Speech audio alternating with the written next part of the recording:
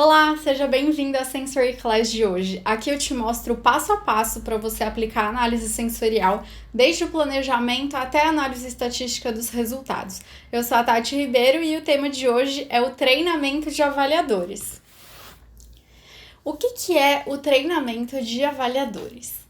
Ele é uma etapa essencial nos métodos descritivos, né? Lembra? São aqueles métodos que a gente usa para obter o perfil sensorial dos produtos.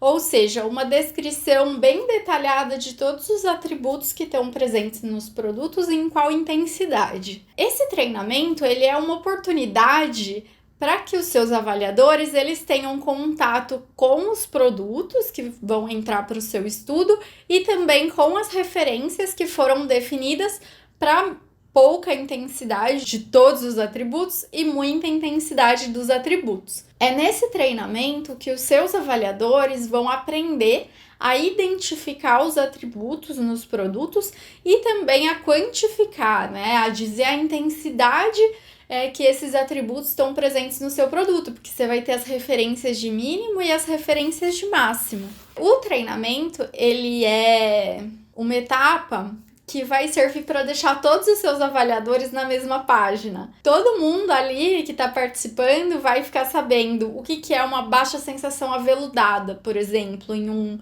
painel de hidratante. Ou então uma alta sensação aveludada, tipo aquela de silicone. Ou então num painel de achocolatado. Todo mundo vai saber o que é uma baixa intensidade de sabor de cacau, como num chocolate ao leite. Ou então uma alta intensidade de sabor de cacau, como num chocolate 70%. Então esse treinamento, ele é uma calibração dos seus avaliadores. Eu gosto de usar bastante esse exemplo que eu acho que fica muito claro, ainda mais pra gente que é desse contexto de P&D, fica bem claro para entender, né? O treinamento é como fazer a calibração dos seus equipamentos, que são os seus avaliadores.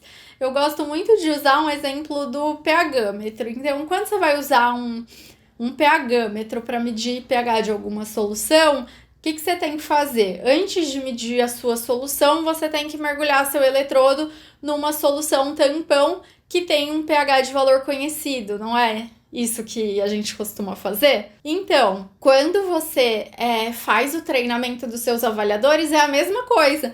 Antes de você dar uma amostra para o seu avaliador e ele te dizer qual a intensidade daquele determinado atributo que está presente ali, você vai dar para ele as soluções tampão, que são as referências dos seus atributos para mínima intensidade e para máxima intensidade. E aí, quando você entregar para ele um produto onde a intensidade daquele atributo é desconhecida, ele vai conseguir quantificar porque ele tem essas referências. Primeira vez que eu vi que eu participei de um treinamento de avaliadores foi quando eu estava no meu mestrado. Eu tive a oportunidade de fazer estágio docente, que é um projeto onde os pós-graduandos podem ajudar os professores, né, e assumir algumas tarefas das aulas, né, e eu era responsável principalmente por preparar todo esse material de aulas práticas da disciplina de análise sensorial. Era na disciplina de engenharia de alimentos, né, então os alunos eles eram divididos em grupos, e aí, cada grupo ia desenvolvendo a ADQ deles, né? A análise descritiva quantitativa, que é um dos métodos descritivos aí mais usados e mais comuns. E eu me lembro que teve de tudo. Eu fiz isso por 3 anos, né? Teve doce de leite, teve achocolatado, teve bisnaguinha, teve salgadinho tipo fandangos, aquele de conchinha. Teve goiabada, teve néctar de uva. Cada ano os grupos escolhiam um negócio diferente, né? Teve um monte de coisa. E aí, claro, né? A gente estava numa faculdade de engenharia de alimentos, então os alunos pegavam alimentos. Mas essa metodologia, esse tipo de treinamento funciona também para qualquer tipo de produto que você precisa avaliar. Não precisa se limitar aos alimentos, né? Eu não vou cansar de falar aqui que a análise sensorial não é só para alimentos, é para qualquer produto que a gente consiga perceber usando os nossos sentidos. E aí, gente, eu separei até algumas fotinhos do fundo do baú das mesas de treinamento que a gente montou nas aulas práticas. Eu não me lembro exatamente de qual produto eram, mas eu acho que era de uma de doce de leite e de uma de achocolatado em pó. E aí a gente montou as mesas, eu tirei as fotinhos e tudo mais. Esse treinamento, até porque eu já preparei muitas vezes nessa vida, ele é um pouco trabalhoso para quem prepara, né? Porque imagina que você tem ali 10, 15, 20 atributos e para cada atributo você vai ter uma referência, pelo menos 2 referências, né? Uma de mínimo, uma de máximo. Então ele é um pouco trabalhoso. Tem atributos que usam as mesmas referências e aí fica mais fácil, você prepara uma vez só, já vale para 2 atributos, mas é bastante coisa para preparar, assim. Então tem que ter uma programação bem legal para você não se embananar. Mas é muito simples para os avaliadores, né? Eu já vou contar como que esse treinamento acontece na sequência. Por que é importante treinar os seus avaliadores, né? Eu já falei para que ele serve, que é como uma calibração. Mas então, por que fazer essa calibração é importante? Porque é essencial nos métodos descritivos que você tenha avaliações consistentes. Consistentes em que sentido? Que um mesmo painelista avalie uma mesma amostra do mesmo jeito, porque em geral a gente usa os testes descritivos em duplicata ou triplicata. Então, todas as vezes que aquele avaliador receber aquela amostra, ele tem que avaliar do mesmo jeito. Então, tem que ter consistência, o mesmo painelista tem que ter consistência entre as avaliações dele. E, de outra forma também, entre os painelistas, eu também preciso ter uma consistência. Então, eu tenho geralmente 12, 15 avaliadores participando do meu teste e eu preciso que eles avaliem da mesma forma. Então, além de ter consistência dentro das avaliações deles, eles precisam ser consistentes em grupo. Então, o treinamento te ajuda muito a atingir esse objetivo. Senão, você não consegue aproveitar os seus resultados, né? A análise descritiva quantitativa, principalmente, ela tem uns critérios um pouco rígidos de valores, de p-valores, de interação, para você conseguir aproveitar os resultados de um avaliador. E números não mentem, né? Não tem o que você fazer para consertar. Então, se você não fizer o treinamento, cada avaliador vai usar suas próprias referências de vida, né? De que já teve contato com aquele produto e o seu resultado vai ser simplesmente horroroso. Cada avaliador usando sua referência, fica muito difícil você obter essa consistência dentro do mesmo avaliador e entre os avaliadores também. Então, não tem como aplicar método descritivo, especialmente a ADQ, mas também os outros que exigem treinamento, sem você treinar o seu painel. Por mais experientes que seus avaliadores sejam, porque as experiências com os produtos variam. A experiência que eu tenho com determinados produtos pode não ser a mesma que você tem, né? Às vezes eu compro, não sei, costumo comprar chocolates que têm uma maior intensidade de cacau. Você costuma comprar chocolates que são mais ao leite, tem menos sabor de cacau. E aí, a gente vai fazer uma avaliação de chocolate, o que é pouco cacau para mim, o que é pouco cacau para você, entende? Então, é essencial fazer esse treinamento para colocar tudo na mesma página e conseguir essa consistência entre os seus avaliadores. E onde que entra essa etapa de treinamento? Então, repassando aqui alguns passos da análise descritiva quantitativa, né? Primeiro você faz a seleção dos seus avaliadores. Já mostrei como fazer aqui. Se tiver com dúvida, é só procurar o vídeo. A seleção dos seus avaliadores você faz por acuidade, você faz por reconhecimento de odores, de gostos básicos, você faz por análise sequencial de Wald.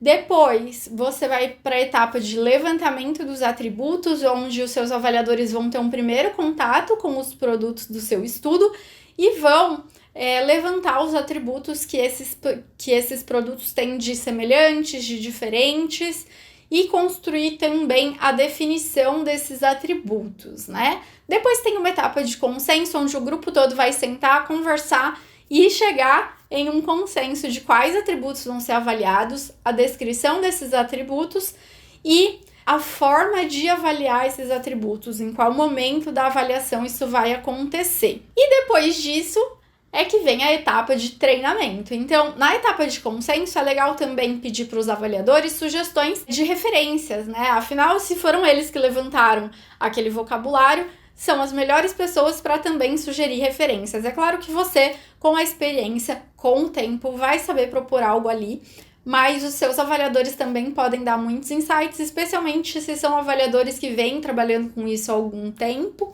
e aí você vai conseguir sugestões bem bacanas também que podem ajudar a construir o seu método descritivo depois. E depois do treinamento, o que acontece, né?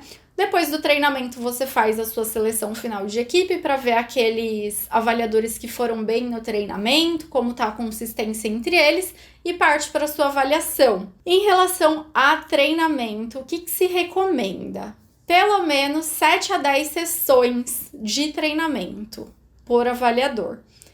E a frequência que a gente costuma fazer isso é 2, 3 vezes por semana, depende muito da disponibilidade do painel, né? Das atividades que ele tem ali para conciliar com o painel, que a gente sabe, né? Os avaliadores muitas vezes não são dedicados àquela atividade apenas, eles têm que conciliar com um monte de outras atividades.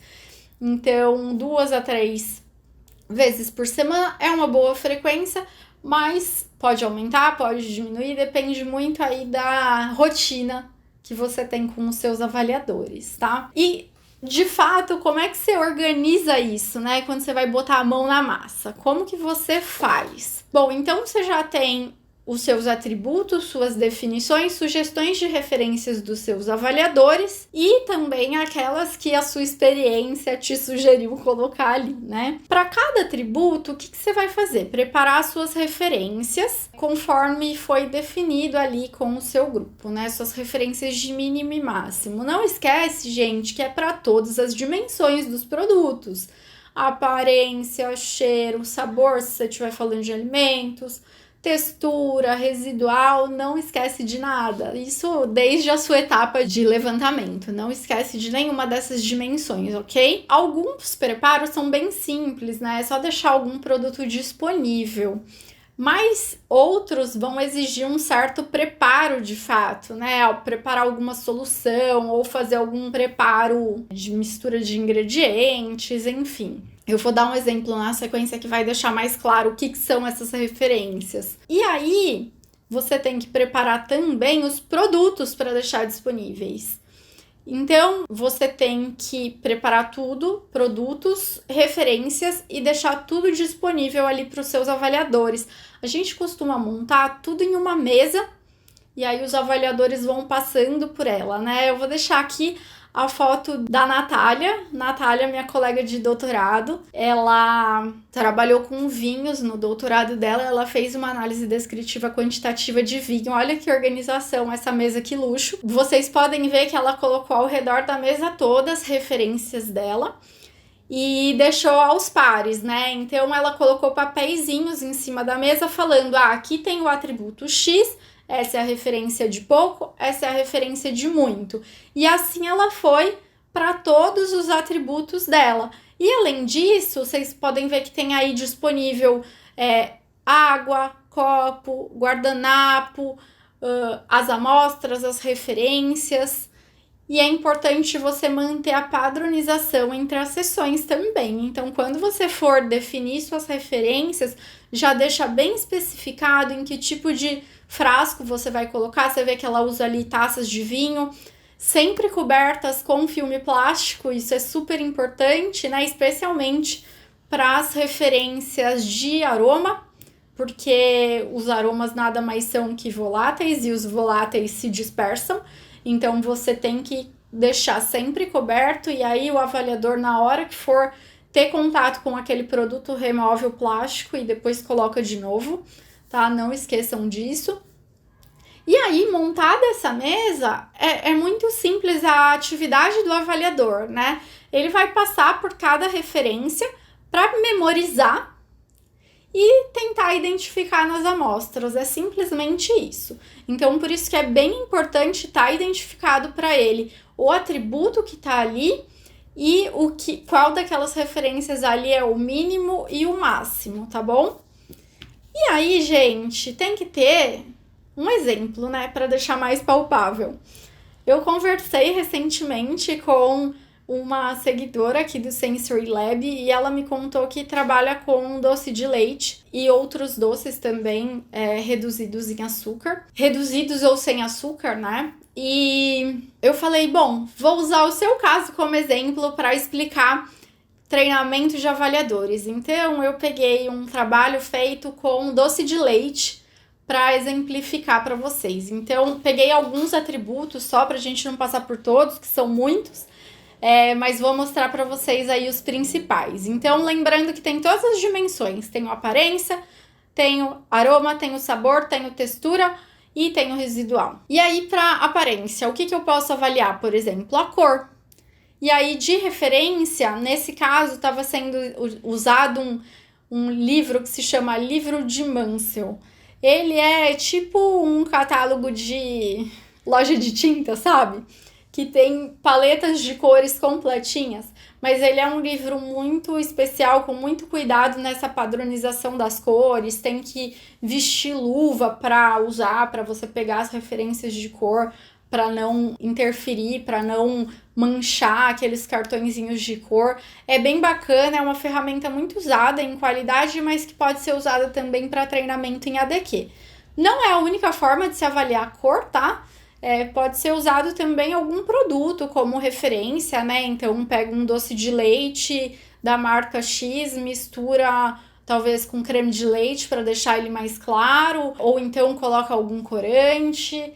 E aí você consegue também avaliar a cor. Não se esqueça de padronizar para fazer igual em todas as sessões de treinamento e descrever bem seu método também, que é super importante. Aí para aroma, o que foi usado aqui? Aroma de leite fervido, aroma de caramelo. O aroma de leite fervido é aquele aroma de leite de vaca aquecido até sua ebulição, né? Eu peguei a definição do atributo que eles tinham ali. O que usaram de referência para pouco? O leite, temperatura ambiente, puro. Para muito, o leite deixado em banho-maria por determinado tempo, a determinada temperatura. Tudo isso tem que ser especificado. Aí tinha também o aroma de caramelo. O que era isso? É o aroma proveniente da caramelização do açúcar. E aí, de pouco, era leite com uma concentração menor de calda de sorvete de caramelo, sabe? E para muito era também o leite com a calda de caramelo, mas mais calda de caramelo. E lembrando, né, as referências têm que estar sempre nos extremos das suas amostras.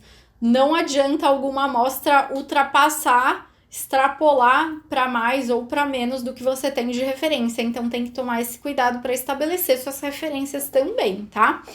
Então, para caramelo era leite com calda de caramelo em menor concentração e leite com calda de caramelo em maior concentração. E aí, essas referências de aroma também tinha para sabor. Então, ela já fazia um preparo, já fica fácil, você já faz um preparo só. E aí deixa separado num cantinho para aroma, né? Em taças ou em copos, por exemplo, fechados com filme plástico e para a pessoa cheirar. E no outro você deixa disponível para as pessoas colocarem no copinho e degustarem. Então facilita muito a vida, né? Como você tem esses atributos em aroma e sabor, você conseguiu uniformizar as referências, maravilhoso. Aí em sabor, além de sabor de leite fervido e de caramelo, tem também o gosto doce, né? Super importante, que é o gosto básico, estimulado pelos açúcares. Referências. Podia ser solução de açúcar em água? Podia. E aí você usa uma concentração menor para o pouco e uma maior para o muito. Mas aqui, como era um teste de produtos lácteos, foi preferido usar leite com leite condensado para fazer uma solução, porque aí as notas lácteas também já ajudam os avaliadores a assimilarem aquele açúcar naquele contexto lácteo. Então, tanto para pouco como para muito, a referência usada aqui foi leite misturado com leite condensado, para pouco em uma concentração menor do que de todas as minhas amostras, e para muito mais leite condensado nessa solução, deixando ela mais doce, até que ela fique mais doce do que todas as amostras ali que eu tenho disponíveis de doce de leite. Textura, super importante. Muita gente tem dificuldade em avaliar a textura, então precisa estabelecer bem essas referências, não só em avaliar, né, mas também em expressar, em colocar em palavras aquilo que elas estão sentindo. Então, aqui em textura de doce de leite, a gente tem, por exemplo, a adesividade. O que é adesividade? É o quanto aquela amostra gruda no céu da boca, assim, colocando em palavras simples, né? Definição bonitinha. Adesividade ao palato ao pressionar a língua contra o céu da boca. Então, basicamente, você bota o produto na sua língua, uma quantidade sempre padronizada, né? A gente procura colocar isso no método também. E aí você coloca a sua língua contra o céu da sua boca e vê o quanto gruda. É isso, adesividade. O que tem de referência aqui? Referência de pouco é um iogurte natural. Referência de muito, requeijão cremoso, sabe? Não aquele de potinho, aquele requeijão cremoso mesmo, que é mais espesso. Que ele gruda bastante no céu da boca, lembra aquele que bota na pizza, sabe? Então ele gruda bastante, é uma boa referência de adesividade. Viscosidade, o que é? Viscosidade é a facilidade de você mover a língua no material. Então, quando você coloca o produto na boca, você tenta mover sua língua. Qual que é a resistência ao movimento que esse produto tem?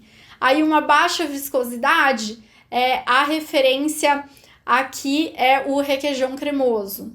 E aí, para uma alta viscosidade, a referência aqui é o iogurte, que você consegue, coloca esse iogurte na sua boca, você consegue bem mover a língua sobre ele. Já no catupiry você tem mais dificuldade, você tem que fazer mais força. Um outro atributo importante para o doce de leite, a arenosidade, né? O que é arenosidade? A presença de pequenos grânulos. Como que você pode construir isso? Aqui, a referência usada para pouco foi o leite condensado puro, e para muito, o leite condensado misturado com leite em pó. Que aí, quando você mistura o leite em pó no leite condensado sem nenhum aquecimento, né? A tendência é que ele deixe os granulozinhos que você consiga sentir depois. O legal de observar aqui, né? Você vê, eu passei por todas as dimensões dos atributos dos produtos. O legal é de observar é que essa lista de referências, ela tá enxuta, ela tá usando mais ou menos os mesmos ingredientes na mesma linha, às vezes até próprias matérias-primas dos produtos. Então, essa é uma dica também, isso vai facilitar a sua logística e seus preparos aí de referências, que geralmente são um pouquinho trabalhosos. Então, se você conseguir aproveitar referências de um atributo para o outro, te ajuda bastante. E também no caso da nossa seguidora, que trabalha com não só doce de leite, mas doce de leite reduzido e sem açúcar, é importante, muito importante também os residuais, porque eu imagino que ela deva trabalhar muito com edulcorantes. Então, quando a gente fala de edulcorantes, tem que ter residual doce, tem que ter residual amargo, até um metálico, né? São super comuns da gente encontrar em produtos com edulcorantes. Então, vale a pena também incluir no painel. Lembrando que esse foi um resumo, né, de alguns atributos importantes para doce de leite, mas não é para pegar isso e seguir a risca. Isso foi só um exemplo, foi só uma ideia. Quem tem que definir esses atributos, quem tem que criar essas descrições desses atributos são os seus avaliadores. Então, pega essa ideia, pega esse exemplo, se inspira e bora criar seu próprio painel e treinar os seus avaliadores da forma como tem que ser. Qualquer dúvida, eu tô por aqui, você já sabe, é só deixar o seu comentário. E a gente se vê no próximo vídeo. Tchau, tchau!